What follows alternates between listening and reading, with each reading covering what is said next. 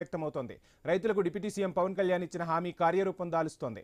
కాకినాడ తీరంలోని తొండంగి, ఉప్పాడ, కొత్తపల్లి మండలాల పరిధిలో 2180 ఎకరాలున్నాయి. ప్రభుత్వ నిర్ణయంతో 1551 మంది రైతులకు మేలు జరగనుంది. భూముల సమస్యను తీర్చినందుకు కృతజ్ఞతలు తెలియజేస్తున్న సెజ్ రైతులతో మా ప్రతినిధి Rajesh face to face. Kakinada జిల్లా ఉప్పాడ ఎస్సీజెడ్ సంబంధించి 2182 ఎకరాలకు సంబంధించి ఏవైతే 1500 పైబడి రైతాంగానికి ఇప్పటికే కూటమి ప్రభుత్వం రిజిస్ట్రేషన్ చేసే ప్రక్రియ అయితే మొదలుపెట్టింది. ఇటువంటి నేపథ్యంలో చూసుకుంటే అసలు రిజిస్ట్రేషన్ సంబంధించి స్టాంప్ డ్యూటీ మినహాయింపు కూడా చేశారు. అసలు వారు చేయడం పట్ల రైతాంగం ఏ రకంగా స్వీకరిస్తున్నారో ప్రస్తుతం మన వద్ద ఎస్సీజెడ్ సంబంధించి కొంతమంది రైతాంగం కూడా ఉన్నారు. వారిని అడిగి మరింత సమాచారం అడిగే ప్రయత్నం కూడా చేద్దాం.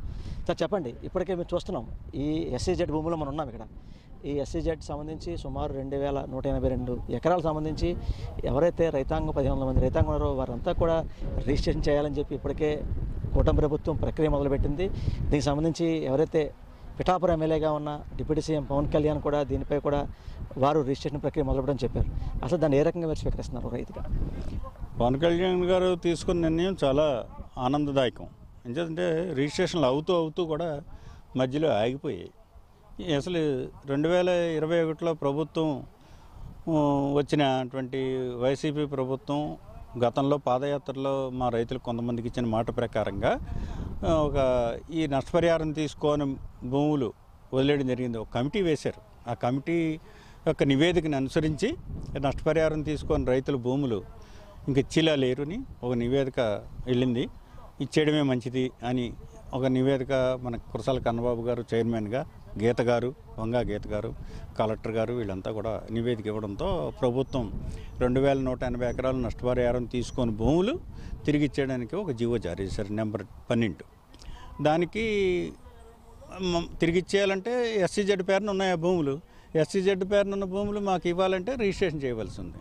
ఆ రిజిస్ట్రేషన్ మేము వాళ్ళకి అమ్మకపోయినప్పటికీ కూడా అవార్డు అయిపోయాయి కాబట్టి ఆ ఎస్సీజెడ్ పేరున రికార్డు మారిపోయింది కాబట్టి మాకు రిజిస్ట్రేషన్ చేయాలి కాబట్టి రిజిస్టర్ ఆఫీస్కి వెళ్తే ఫీజు అడుగుతారు, రిజిస్ట్రేషన్ ఫీజు అడుగుతారు, స్టాంప్ డ్యూటీ అడుగుతారు, గవర్నమెంట్ కల్పిన డబ్బులన్నీ కట్టాలి. ఎవరు కడతారు? మేము కట్టలేము, ఎస్సీజెడ్ వాళ్ళు కట్టరు. అంచేత ఫీజు మినహాయింపుతోటి ఆ యొక్క రిజిస్ట్రేషన్ ప్రక్రియ చేసేలాగా 158వ జీవో అని ఒకటి జారీ చేసి ఆ రిజిస్ట్రేషన్ ఫీజు మినహాయింపు ప్రకారంగా మాకు 2021లో మొదలుపెట్టి 2023 వరకు కూడా 992 ఎకరాలు మా రైతులకి రిజిస్ట్రేషన్ చేసేసారు. అప్పుడే నా భూమి కూడా చేశారు. నాది 9 ఎకరాల 24 సెంట్లు నాకు చేసేసారు. ఆ భూమిలో ఉన్నాం మనం. ఇంకపోతే మా 10వ తారీఖు 12వ నెల 2023లో మళ్ళీ కంప్యూటర్లో అప్డేట్ చేశారు. ఏం అప్డేట్ చేశారు? రిజిస్ట్రేషన్ ఫీజు టెక్నికల్గా దాన్ని రిజిస్ట్రేషన్ శాఖ అప్డేట్ చేసేటప్పుడు రిజిస్ట్రేషన్ ఫీజు మినహాయించాలి అనేటువంటి పాయింట్ అందులో అప్డేట్ చేయక రిజిస్ట్రేషన్లు ఆగిపోయాయి. 2021లో రిజిస్ట్రేషన్ ఫీజు మినహాయింపుకి అప్లై చేస్తే మాకు రిజిస్ట్రేషన్ ఫీజు లేకుండా మినహాయించారు, మాకు రిజిస్టర్ చేశారు. ఈ 2023లో మళ్ళీ ఆ కంప్యూటర్ను ఆధునీకరించారు, అంటే లేటెస్ట్ టెక్నాలజీ పెట్టే రిజిస్ట్రేషన్ల కోసం. అందులో మాది ఈ యొక్క రిజిస్ట్రేషన్ ఫీజు మినహాయింపు చెయ్యాలనేటువంటి పాయింట్ అందులో లోడ్ చేయక ఆ మన్నాడు నుంచి రిజిస్ట్రేషన్లో వెళ్తే మేము ఎస్సీజెడ్ వెళ్తే రిజిస్ట్రేషన్ ఫీజు కట్టమని వస్తుంది కంప్యూటర్లో. అంచేత మీరు ఎవరు కడతారో? ఎస్సీజెడ్లు కడతారో, మేము కడతామా? అంచేత ఆగిపోయి రిజిస్ట్రేషన్లు ఆగిపోతే మళ్ళీ అప్పుడు ప్రయత్నం చేసాం. మేము కన్నబాబు గారి దగ్గరికి వెళ్ళాము, గీత గారి దగ్గరికి వెళ్ళాము, కలెక్టర్ గారి దగ్గరికి వెళ్ళాము. ఇదిగో చేస్తున్నాం, గవర్నమెంట్తో చేస్తామని చెప్పారు. ఎస్సీజెడ్ వాళ్ళు కూడా రిజిస్టర్ ఆఫీస్ ఐజీకి వెళ్ళారు, వాళ్ళు పై లెవెల్లో పనిచేశారు. కానీ ఆ పని అవ్వలేదు. ఎప్పుడు దాకా అవ్వలేదంటే కొత్త గవర్నమెంట్ వచ్చేదాకా కూడా అవ్వలేదు.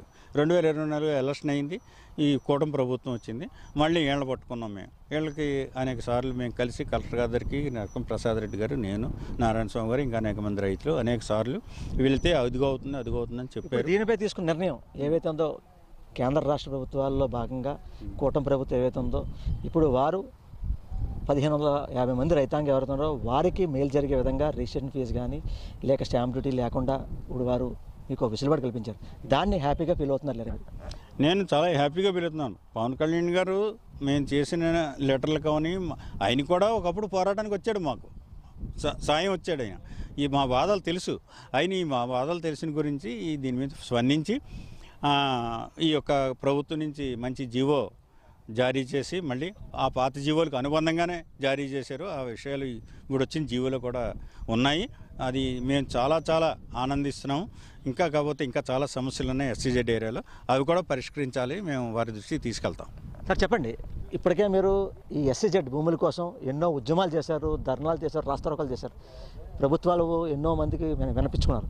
కానీ ఈరోజు కూటమి ప్రభుత్వంలో మీ స్థానిక ఎమ్మెల్యే డిప్యూటీ సీఎం గారు పవన్ కళ్యాణ్ ఎవరైతే రైతాంగానికి రిజిస్ట్రేషన్ ఫీజులకు సంబంధించి అలాగే స్టాంప్ డ్యూటీకి సంబంధించి మినహాయింపు చేశారు, దాన్ని మీరు ఏ రకంగా స్వీకరిస్తున్నారు? ఈరోజు కూటమి ప్రభుత్వం ఈ రిజిస్ట్రేషన్ ఫీజు రద్దు చేస్తూ ఇచ్చిన మెమోని బట్టి ఎస్సీజెడ్ పోరాట కమిటీ హర్షాన్ని వ్యక్తం చేస్తుందండి.